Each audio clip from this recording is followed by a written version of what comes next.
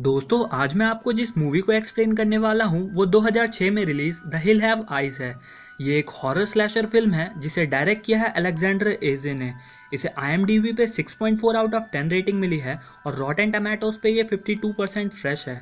तो मूवी के स्टार्ट में हमें दिखाया जाता है कि यूनाइटेड स्टेट ने 1945 से 1962 के बीच 331 एटमॉस्फेरिक न्यूक्लियर टेस्ट का परीक्षण किया था, जिसकी वजह से जेनेटिक म्यूटेशन को गवर्नमेंट आज भी नकार रही थी। आगे हम देखते हैं कि न्यू मैक्सिको के डेजर्ट में कुछ साइंटिस्ट परीक्षण कर रहे थे। तभी अचानक एक आदमी खून में लथपथ उनसे मदद मांगता है, पर इससे पहले कि वो कुछ समझ पाते, प्लूटो नाम का एक डिफॉर्म म्यूटेंट उन सभी को मारकर अपने ट्रक के पीछे लटकाकर वहां से ले जाता है। इसके बाद हमें कुछ न्यूक्लियर टेस्टिंग की वजह से डिफॉर्म बच्चों को दिखाया जाता है। इसके बाद हमें एक खाली डेजर्ट में एक गैस स्टेशन दिखाया जाता है जिसका मालिक अंदर सो रहा था। तभी अचानक बाहर से आवाज़ आने के कारण वो गन लेकर बाहर निकलता है और रूबी नाम से वो किसी को ढूंढ रहा था। ढूंढते ढूंढते वो गवर्नमेंट रिस्ट्रिक्टेड एरिया में चले जाता है। वापस आकर वो देखता है तो गैस स्टेशन के गेट पे एक बैग पड़ा था। उस बैग को देखकर वो कहता है कि अब सब खत्म हो चुका है और आगे अब वह उनकी कोई मदद नहीं करना चाहता। वो उस बैग को छोड़कर अंदर चले जाता है, पर थोड़ी देर बाद वो बैग को लेकर अंदर ही ले लेता है और कोई उसे छुपकर ये सब करते देख रहा था। वो अंदर ले जाकर उस बैग को चेक करता है जिसमें काफ़ी कीमती सामान था और उसमें एक कटा हुआ कान भी था जो उसी लड़की का था जिसका वो बैग था। और ये हमें उस बैग में मिले फ़ोटो से पता चलता है। और यहीं हमें ये भी पता चलता है कि जैब उन म्यूटेंट्स के लिए काम कर रहा था, वो लालच के लिए ये सब कुछ कर रहा था। तभी बाहर से हॉर्न की आवाज़ सुनकर जैब बाहर निकलता है। बाहर एक फैमिली थी जो क्लीवलैंड से सैन डिएगो जा रही थी। उस फैमिली का हेड बॉब था, उसकी पत्नी ईथल और उसके बच्चे लिन, ब्रेंडा और बॉबी। लिन का पति डव और उनकी छोटी बच्ची कैथरीन। उसके साथ दो डॉग थे जिनका नाम था ब्यूटी और बीस्ट। कार में फ्यूल न होने के कारण वो वहाँ रुके थे। कार में फ्यूल डलवाकर वो वहाँ से जाने लगते हैं। तभी जैब उन्हें बताता है कि हिल्स के बीच से एक शॉर्टकट है जो कि मैप पर नहीं दिखता।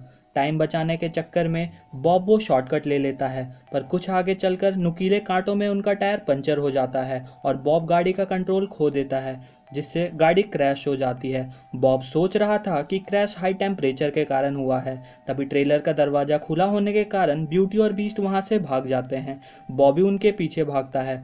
बॉबी उन्हें पकड़कर वापस ला रहा था और तभी हम देखते हैं कि कोई उस पर नज़र रख रहा था। दूर दूर तक कुछ ना दिखाई देने पर बॉब डिसाइड करता है कि वो वापस फिर से गैस स्टेशन जाकर मदद ढूंढेगा और डफ उसी रास्ते आगे जाकर मदद ढूंढेगा।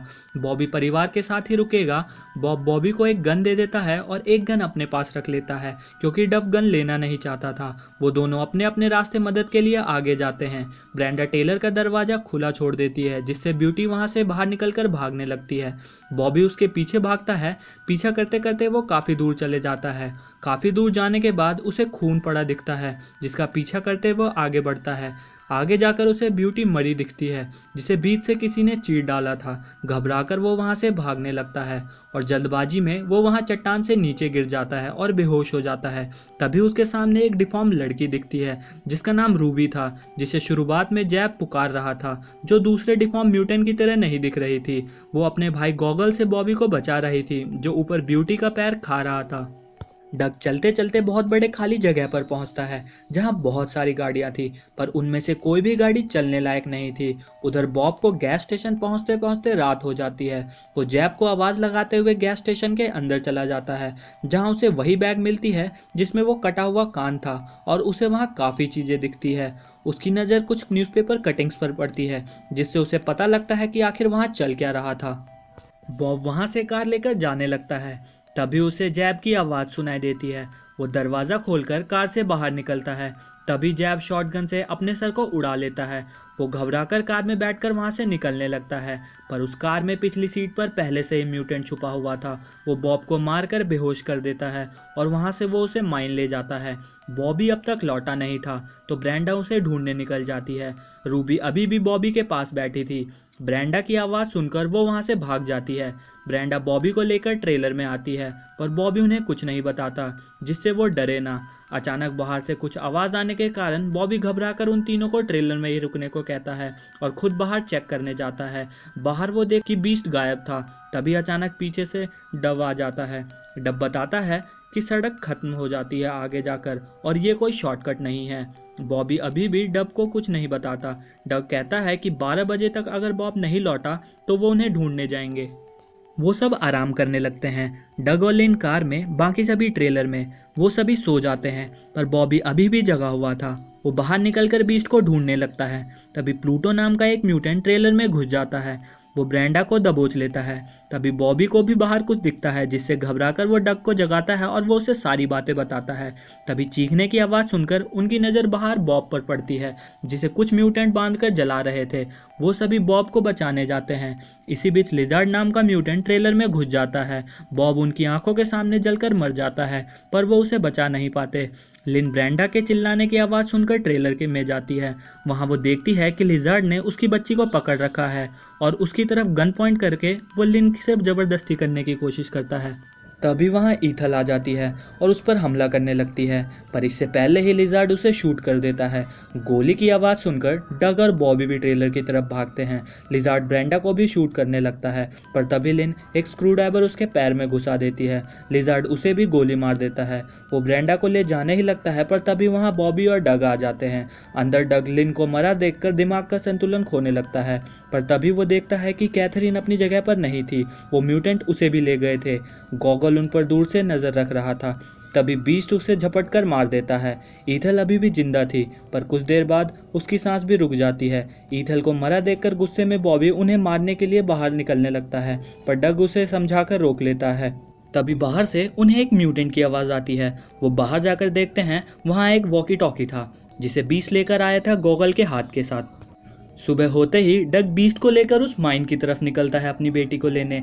माइन के अंदर उन म्यूटेंट्स का कब्रिस्तान था। बीस्ट के साथ वो माइन की दूसरी तरफ निकलते हैं। वहाँ उन्हें एक न्यूक्लियर टेस्टिंग विलेज दिखाई देता है। बॉबी और ब्रेंडा भी ट्रेलर के पास म्यूटेंट को फंसाने के लिए ट्रैप बना रहे थे। डग उस विलेज में पहुंचता है जहां उसे कैथरीन एक घर में दिखाई देती है। वो उस घर में जाने लगता है पर तभी उसके सामने एक सिस्ट नाम का म्यूटेंट आ जाता है। डग जल्दी से छुप जाता है। सिस्ट के जाने के बाद वो घर में घुस जाता है और अंदर वो देखता है कि बिग मामा नाम की म्यूटेंट जो कि टीवी देख रही थी वो किसी तरह छुपकर कैथरीन के पास पहुंच जाता है। वो उसे लेकर वहां से निकलने लगता है पर तभी बिग मामा उसे मारकर बेहोश कर देती है। जब उसे होश आता है तो वो अपने आप को एक आइस फ्रीज़र में पाता है जहाँ कई सारे ह्यूमन बॉडी पार्ट्स थे। किसी तरह वो फ्रीज़र से बाहर निकलकर सावधानी से आगे बढ़ता है। वहाँ उसे एक और म्यूटेंट जिसका नाम बिग ब्रेन था वो मिलता है।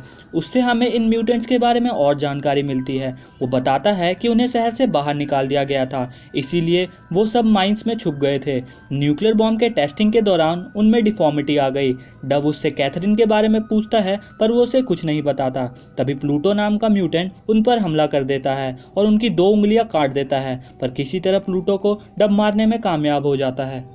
सिस्ट भी गन लेकर वहीं आ रहा था पर डग छुपकर उसे भी मार डालता है। बिग ब्रेन रेडियो पर बच्ची को मारने का ऑर्डर देता है। तभी बीस्ट उसे भी मार डालता है। डग घर घर जाकर कैथरीन को ढूंढने लगता है। वहाँ उसे कई डिफॉर्म बच्चे मिलते हैं पर कैथरीन नहीं मिलती। उधर लिजार्ड कैथरीन को मारने लगता है पर उसे वहाँ एक पिगलेट मिलती है क्योंकि रूबी कैथरीन को लेकर पहले ही भाग चुकी थी।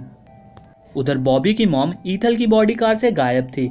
वो देखते हैं कि जुपिटर नाम का म्यूटेंट उनकी मॉम की बॉडी को खा रहा था।